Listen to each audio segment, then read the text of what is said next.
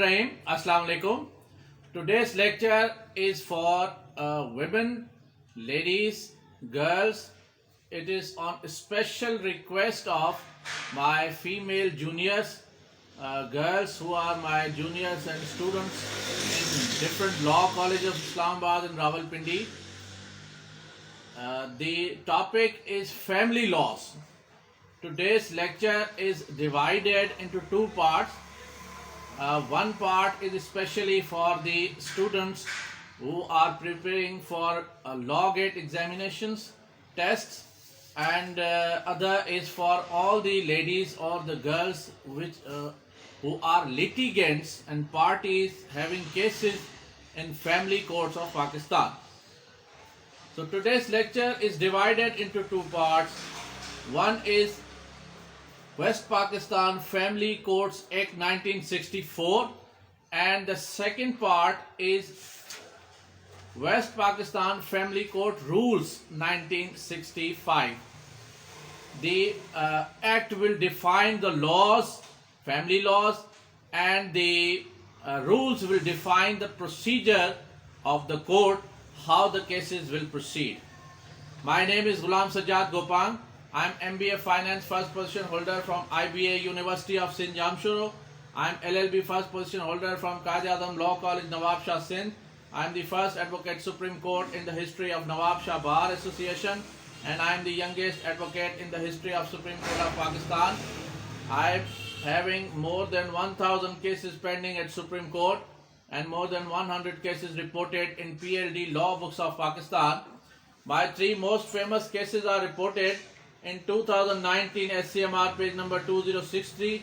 My second famous case is reported in PLD 2020 Supreme Court 293 regarding review jurisdiction, and my third case is service matter sacked employees case, which is reported in PLD 2022 Supreme Court page number 64. Due to busy schedule of cases, I cannot attend calls. Therefore, I request always in my lectures to contact me on my WhatsApp number 0333 2682 as soon as I along with my legal team will be free from busy schedule. We will coordinate you and we will guide you. Please subscribe my YouTube channel and like this video and share in your groups. You can follow my Facebook page GSG Law Firm and you can follow my main Facebook account Ghulam Sajjad Gopang AAC at Facebook. Family Courts Act 1964 was Act number 35 of 1964. It was enforced on 2nd November 1965. The definition of Family Court Act is that it is a comprehensive set of laws having exclusive concern with the disputes relating to marriages and family affairs. And the object of this act or law is that it is special statute to ensure expeditious settlement and disposal of disputes relating to marriages and family affairs. This definition has been given by the Honorable Lahore High Court in PLD 2009 Lahore 18 and then 2003 CLC 1939 page number. The Family Court Act is divided into two parts. One is schedule and other are sections. The total sections are 25 including 25A. Famous sections of Family Court Act are section 9 in which written statement is filed. Other is section 10 in which pre-trial is conducted. A chance is given to both the parties, plaintiff and defendant, to settle their issues and have a compromise. And the most famous section on which I have delivered already a detailed lecture which is available on my YouTube channel. You can watch that. That is section number 17A, interim order of maintenance. I have elaborated this section in a complete lecture. You can watch that lecture on my YouTube channel. Section 8 is the largest and widest section of this act. It is intimation to defendant. It has 6 parts and sub rules as well, ABC also. Section 4 is the most smallest section of Family Court Act. That is qualification of judges, and the most famous judgments on family laws. This is for girls, women's, wives who file cases in family courts. I am giving you a gift that Honorable High Court and Supreme Court have passed landmark judgments in favor of women, ladies and girls, mothers and wives. 2007 SCMR page number 449, Honorable Supreme Court maintained ex parte judgment, ex parte decree and judgment which was passed by the family court in favor of wife, plaintiff, and all the opportunities were provided to defendant husband to approach the family court to submit his written statement and contest the case. But the defendant husband, normally, as you know, that husband try to create hindrances in court proceedings and try to linger on the matter in which the wives have filed cases against them, so that the ladies feel uncomfortable and finally withdraw. So in such cases, a landmark judgment was passed by Honorable Supreme Court, reported in 2007 SCMR page number 449, in which ex parte decree and judgment and decree was maintained by Honorable Supreme Court.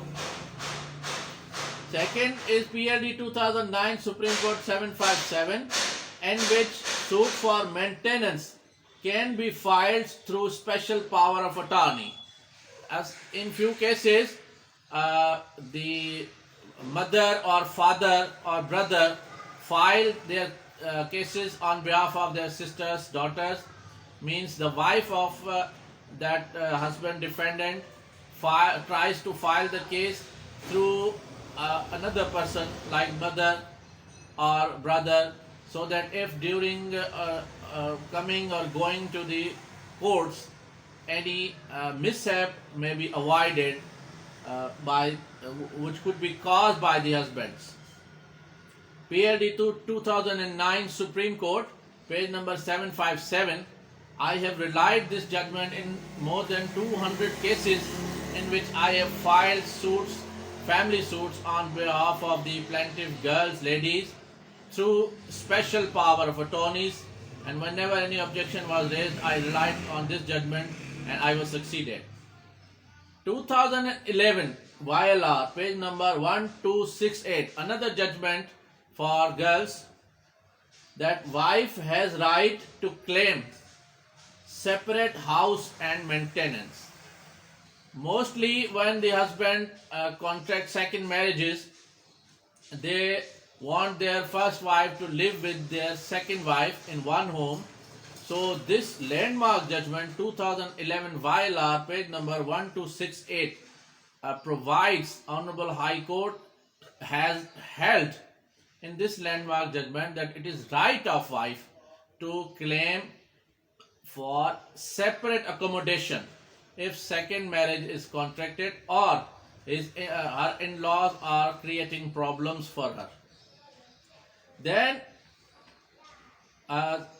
normally the reply of fathers in case of maintenance is that he is poor, he cannot maintain his children. In this 2011 CLC page number 1545 and page number 1591, Honorable High Court has held that father is bound to maintain his children. he has no other option but to maintain whatever he wants to do, any labor, any job or anything, but he is duty bound to maintain his children. Then is PLD 2012 Supreme Court page number 66 and PLD 2005 Supreme Court page number 22. These two landmark judgments of Honorable Supreme Court have decided the point of jurisdiction that where the plaintiff lady can file the suit for maintenance.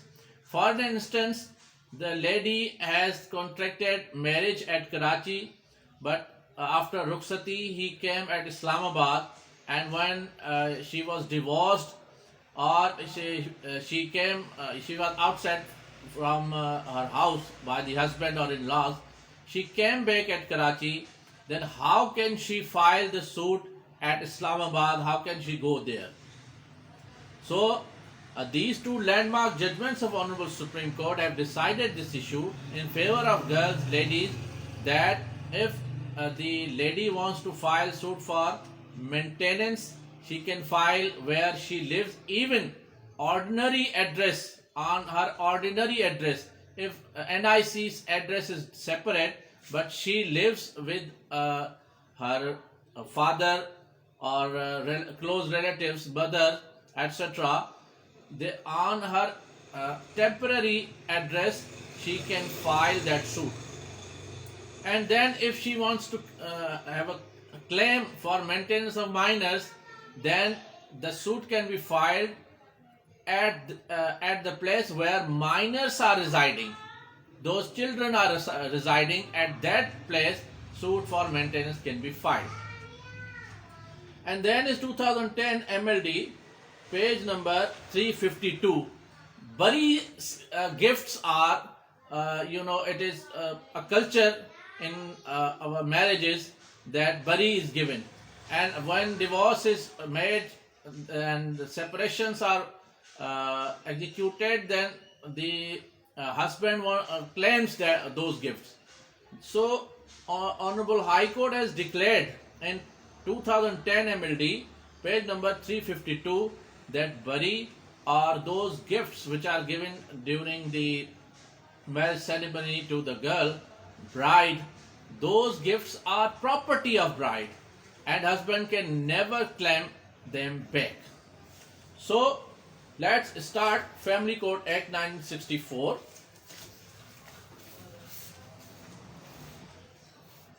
Section 1 is short title, extent and commencement. And section 2 is definition, that what this act is all about. Arbitration council and family court is defined in it. And then section number 3 is establishment of family courts. Section 4 is qualification of judges. And section 5 is jurisdiction. I have given you the judgments on this point. And then is section 6, place of sitting. Section 7 is institution of suits. Section 8 is intimation of defendant, which is the largest and widest part. Section 9 is written statement, in which the defendant has to file written statement. And then section 10 is pre-trial proceedings, an effort of compromise. Section 11 is recording of evidence, and section 12 is conclusion of the trial. It says, which is very important, section 12 conclusion of the trial said, after the close of evidence of both the parties, the family court shall make another effort to effect a compromise or reconciliation between the parties within a period not exceeding 15 days. So the matter cannot be lingered on, the matter cannot be delayed more than 15 days on account of an effort for compromise. And then if such compromise, part 2 says of section 12, if such compromise or reconciliation is not possible, the family court shall announce its judgment and give a decree. So Section 14 provides appeal. Notwithstanding anything provided in any other law, the time being enforced, decision given or decree passed by a family court shall be appealable to the High Court, and then no appeal shall lie from a decree by a court for a dissolution of marriage. That cannot be challenged. Section 15 says power of family court to summon witnesses, and section 16 is contempt of family court. A person shall be guilty of contempt of the family court if he without lawful excuse offers any insult to the family court, causes an interruption in the work of family court, misbehaves with any person. This is a very common practice of defendants' husbands, and whenever I have been advocate on behalf of ladies' wives, normally I have filed such applications in the courts, and I have elaborated this section number 16, that family court is empowered to issue contempt notices in light of section 16 on these grounds A, B, C and D. Number 1, offers any insult to family court. Contempt notice can be issued if defendant causes or anyone causes any interruption in the court, or misbehaves with any person, refuses to answer any question, or refuses to take oath. In all these categories, contempt notices can be issued by the family courts. Then is 17, provision of Evidence Act, that is applicable during recording of the evidence. And then is 17A, on which I have already delivered a detailed lecture. You can watch that lecture on my YouTube channel. Then is section 18, appearance by agents. Section 19 is court fees. Section 20 is family court to exercise the powers of judicial magistrate. 21 is provisions of Muslim family laws ordinance to be applicable. And then 21 is provisions of Muslim family laws ordinance not affected. And then is 21, interim order pending suit.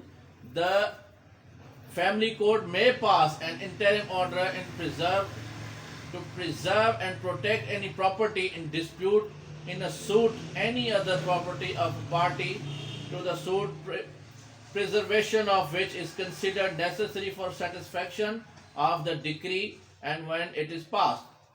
So this is also a very important section, section 21. If the lady, the wife, plaintiff has filed a suit for dower. Now, if in the shape of dower any house is given, any immovable property, any plot, any shop, any house is given, any plaza, anything immovable property is given, then to safeguard the rights of plaintiff, this section 21A is applicable and empowers the family court. The family court may pass an interim order to preserve and protect any property in dispute. Then is section 22, bar on the issue of injunctions by family court. And section 23 is validity of marriages registered under the Muslim family laws. Section 24 is family courts to inform union councils of cases not registered. Section 25 is family court deemed to be a district court for purposes of guardians and wards act. And then is section 25A, transfer of cases in which provincial governments have made their amendments. NWFP's amendment is there, a Sindh amendment is there, and then Punjab amendment shows 25B, which is very different and unique, that stay of proceedings by High Court and district courts. Any suit, appeal or proceeding under this act may be stayed by the district court if the suit or proceeding is pending before it, or by the High Court. The Honorable High Court can also stay the proceedings under section 25B. Then are two schedules, part 1 and part 2. These two schedules are also included. Part 1 is dissolution of marriage including khula, and the part 2 is also in which schedule item number 1 is also included, and that is dissolution of marriage. So this, and then schedule 2 in which dower is mentioned, and schedule 3 is maintenance, schedule 4 is restitution of conjugal rights, and then schedule number 5 and 6, those are regarding custody of children. Schedule number 7 is jactitation of marriage, schedule number 8 is dowry, and schedule item 9 is personal property and belonging of a wife. It ends the Family Code Act, and now the Family Code's rules. Now the part number 2.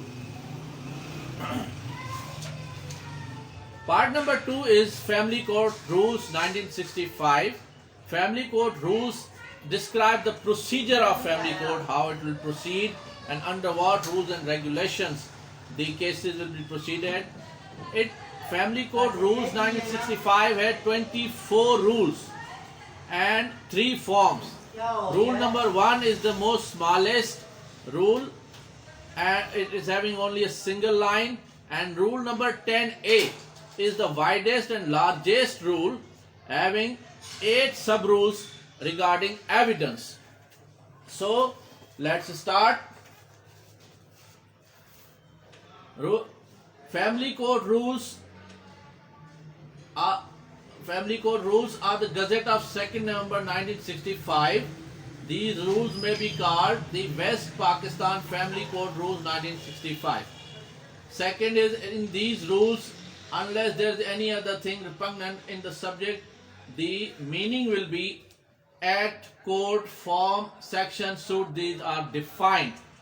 And then section 3 is the courts of district judge and the additional district judge, the civil judges, the president of Majlis-e-Shura, Kalat and Qazi appointed under the Dastur Amal. And section 4 is a plaint under subsection 1.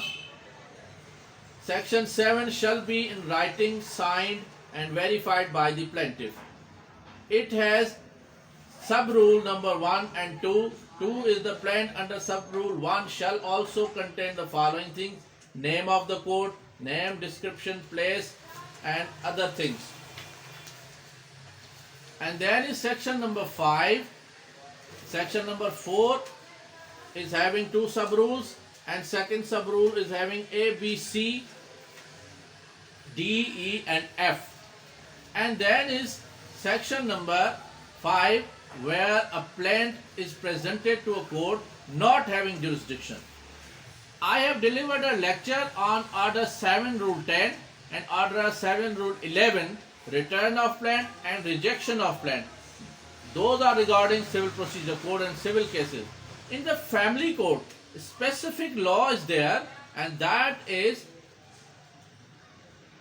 section number 5 of the Family Code Rules 1965. It says, very important, section 5 says, where a plaint is presented to a court not having jurisdiction, A says, the plaint shall be returned to be presented to the court to which it should have been presented. For an instance, the plaintiff is residing at Lahore and she has filed suit at Islamabad.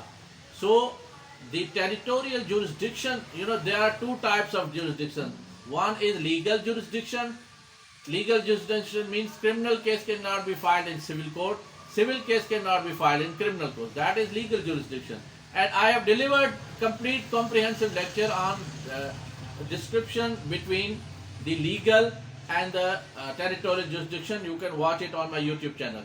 But I'm trying to summarize it in a short way, that legal jurisdiction was that civil case cannot be filed in criminal court and criminal court case cannot be filed in civil court, etc. Territorial jurisdiction means when the plaintiff is residing at Lahore, case cannot be filed at Islamabad, or the minors are residing at Islamabad, the case cannot be filed, plaint cannot be filed in Lahore. So, Section 5 empowers the family court to return the plaint. A and B says the court returning the plaint shall endorse thereon the date of its presentation to it and its return, the name of the party and other details. And Section 6 says the court shall have jurisdiction to try the suit will be that within the local limits. And then Section 7, ordinary resignation that I have described, that if the plaintiff or the children are trying to file suit plaint at their ordinarily jurisdiction, ordinarily address, that is maintainable. But they have to give some proof that they are residing ordinarily or permanently, but they are residing at Islamabad, they are residing at Karachi. They have to give some proof. And on this point, I have obtained several orders of returning the plaints that when I was the advocate on behalf of defendants, male boys or men, I have got several such family cases returned from the court on the point that even if the law says that if the girl or minors are filing case in their ordinarily residence jurisdiction, then again they have to show some proof that they are residing here. So Section 8 court which have the jurisdiction, and Section 6 was that Section 7 is suit triable under this act be instituted. Section 10A, Section 8 and 9 are repealed.